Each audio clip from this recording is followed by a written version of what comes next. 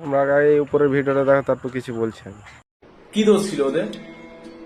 ওরা হিন্দু নাকি হিন্দু হয়ে জন্মেছিল বলে?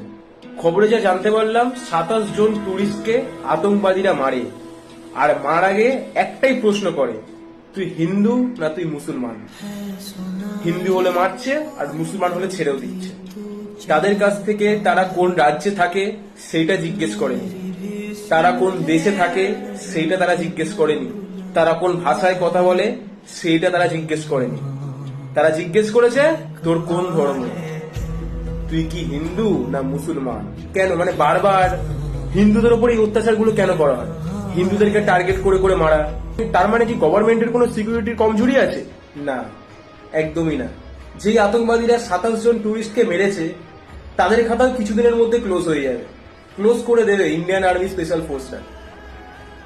ইন্ডিয়ান আর্মিরা হাতে চুরি পরে বসে নেই, তাদের ঘরে ঢুকে তাদেরকে মেরে পুঁতে গেড়ে চলে আসবে, এরকম ক্ষমতা রাখে ইন্ডিয়ান আর্মি।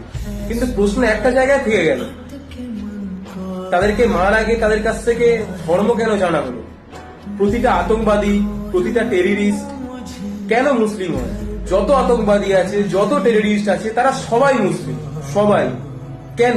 ভালো ভালো ডাক্তারও তো মুসলমান হয়, বড় বড় আর্মি অফিসারও মুসলমান হয়। কিন্তু প্রশ্নটা একটা জায়গা দিয়ে থেকে গেল, তারা কি দোষ করেছিল?